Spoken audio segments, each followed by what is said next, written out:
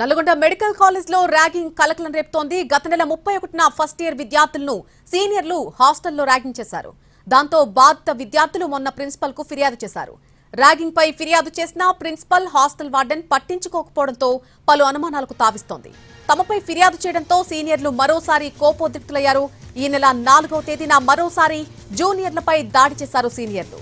గత ఏడాది కూడా ఇదే కాలేజ్లో ర్యాగింగ్ కు పాల్పడిన 3 విద్యార్థులను సస్పెండ్ చేశారు అధికారులు.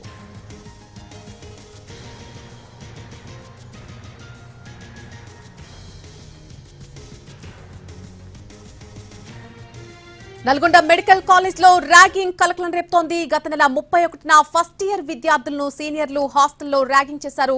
దాంతో బాధిత విద్యార్థులు మొన్న ప్రిన్సిపల్ కు ఫిర్యాదు చేశారు. ర్యాగింగ్ కు సంబంధించి ఫిర్యాదు చేసినా ప్రిన్సిపల్ కానీ హాస్టల్ వార్డెన్ కానీ పట్టించుకోకపోవడంతో పలు అనుమానాలకు తావిస్తోంది. ఇదే అంశానికి సంబంధించి పూర్తి అప్డేట్ మా ప్రతినిధి విజయ్ భాస్కర్ అందిస్తారు. విజయ్ భాస్కర్, గతంలో కూడా ఈ కాలేజ్ కు సంబంధించి 3 సస్పెండ్ అయ్యారు ర్యాగింగ్ విషయంలో. ఇప్పుడు మరోసారి అంశం తెర మీదకి వచ్చింది. ప్రస్తుతం ఇన్ఫర్మేషన్ ఏంటి దీనికి సంబంధించి పూర్తిగా?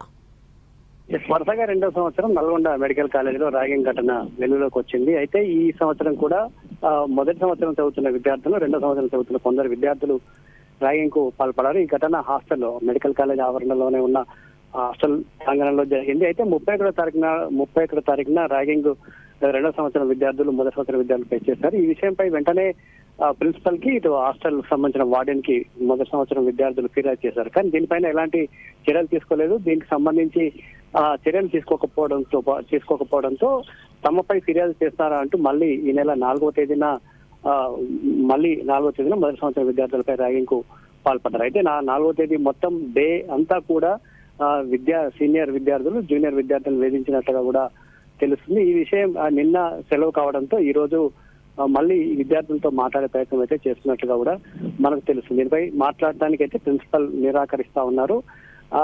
అంటే మొత్తంగా జూనియర్ విద్యార్థులు అంటే 31వ తేదీనే తాము ర్యాగింగ్ కు గురయ్యాము, ర్యాగింగ్ జరిగిన విషయాన్ని ప్రిన్సిపల్ దృష్టికి తీసుకెళ్లాము, ఆయన స్పందించలేదు. కాబట్టి స్పందించకపోగా విద్యార్థులు మరోసారి సీనియర్ విద్యార్థులు తమపై కక్ష సాధింపుకు పాల్పడ్డారు 4వ తేదీన నేను ఆవేదన వ్యక్తం చేస్తున్న పరిస్థితి ముందు. అయితే 4వ తేదీన జరిగిన ర్యాగింగ్ కు సంబంధించి మాత్రం కొంత పాశవికంగా, కొంత ఇబ్బందికరమైన రీతిలోనే సీనియర్లు ర్యాగింగ్ పాల్పడేలా కూడా మనకు తెలుస్తుంది. ఈ ఘటన గత ఏడాది కూడా ఇటువంటి ఘటనే చోటు చేసుకుని దానికి సంబంధించిన సీసీ కెమెరా ఫుటేజ్ కూడా అప్పట్లో ఎన్టీవీ ఎక్స్క్లూజివ్ గా ప్లే చేసింది. దీనిపై మెడికల్ కౌన్సిల్ తో పాటు జిల్లా యంత్రాంగాన్ని కూడా రాష్ట్ర ప్రభుత్వం సీరియస్ గా వార్నింగ్ ఇచ్చింది. ఇటువంటి ఘటనలు మళ్ళీ పునరావృతం కావద్దు అని కూడా తీవ్రస్థాయిలో హెచ్చరించారు. మెడికల్ కౌన్సిల్ కూడా ఆ గత ఏడాది ఇన్సిడెంట్ పై సీరియస్ గా స్పందించింది. కానీ మళ్ళీ ఇటువంటి ఘటనే పునరావృతం కావడం వెనుక కాలేజీ ప్రిన్సిపల్ కావచ్చు, కాలేజ్ మేనేజ్మెంట్ సంబంధించి నిర్లక్ష్యం చాలా స్పష్టంగా ఉందని చెప్పుకోవచ్చు.